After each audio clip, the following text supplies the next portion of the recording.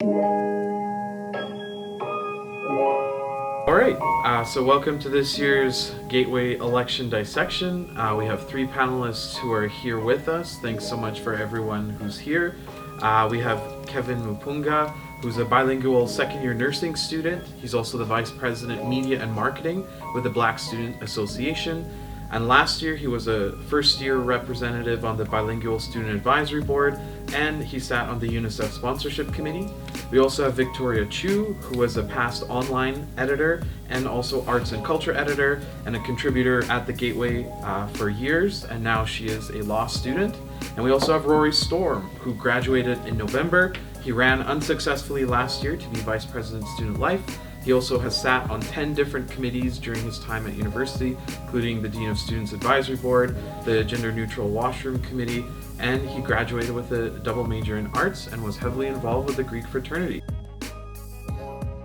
I think you also have to think when people come into, they come and run again and they've been on the SU exec before, you kind of do have to consider how well they fulfilled their past platform points. And I think with the candidates that we're looking at right now for president, they've both been on the exec this past year.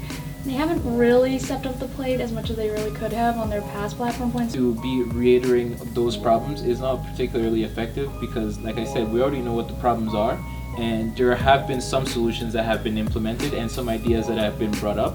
But continuing with that same narrative over and over again, or just suggesting incremental improvements, is not really something that we need. I kind of almost have two groups of just candidates for president. It's like the two guys who have been on exec already, and then there's Yiming. She's kind of like a fresh face. She hasn't been on the exec already. But she's ran for exec multiple times, and she sits on council, doesn't she? Yeah, but she's not on. She wasn't on the exec. Yeah.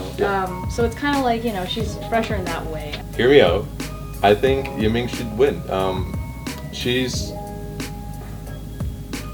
gotten herself involved in a lot more different things. She's not writing in on a past exec that was unopposed, and I have nothing against it being unopposed. But again, I know she's going to try and push to change things a lot more than Joel or Luke.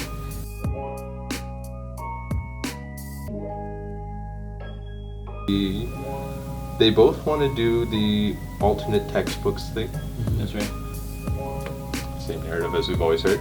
Really, are consolidated admissions that big of an issue? Like, I've done many of them myself. It's fine. Like, I don't really think that's a huge problem.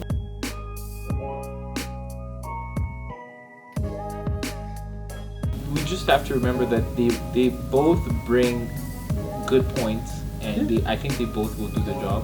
But it's really, really, really hard to say. But like I said, like, I feel like if you are putting in the work to be more specific and have goals that you're going to be able to work towards and conceivably finish within a year, I think that's better than being more general.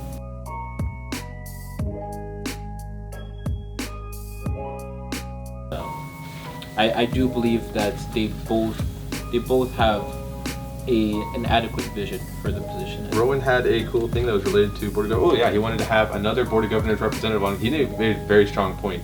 If we're paying more tuition in general for the university to operate, we should have more representation on the Board of Governors on those decisions.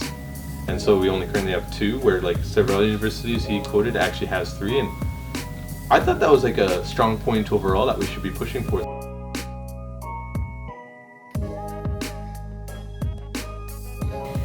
In terms of Alana, like, I like her ideas just generally more. I do like the bulk run thing. For instance, I went to exchange in China and they had a grocery store, like a full grocery store on campus, and it was good. I went there every day, like multiple times a day. So I think that'd be great. I don't understand why we don't have one here, frankly. Getting the registry there, because I'm not from Edmonton, and like I never lived anywhere before Edmonton except for like my parents' house. So offering that to even like first year students, which should be like a priority, because even when I need to look for houses now, I never go to the university website because I don't assume they're going to be able to help at all. Kind of like Alavin's platform, just a little bit better. Samantha's, she did a lot of research. Like just skimming through, like, ooh, she read a lot.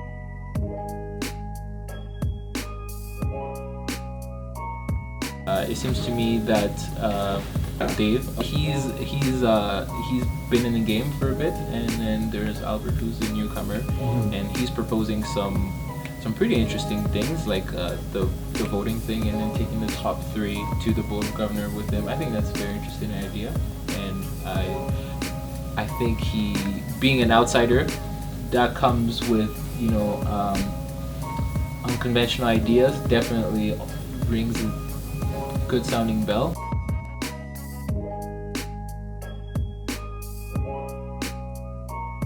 The landing provides services for LGBTQ plus students on campus, and it's a safe space.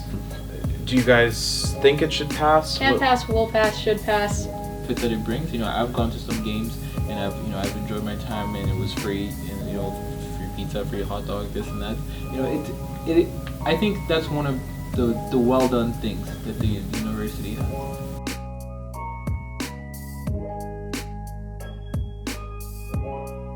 It's sub is one thing, and I think they're trying a little too hard to make it the thing. And if that fund was, they told me that this fund is going to be allocated for these sustainability projects, and on the side some minor improvements to sub. Okay, but when you're phrasing it as it's going to help renovate sub first, and then there's going to be a fund for sustainability projects, that sounds a little bit. I don't feel that sub needs any type of renovation.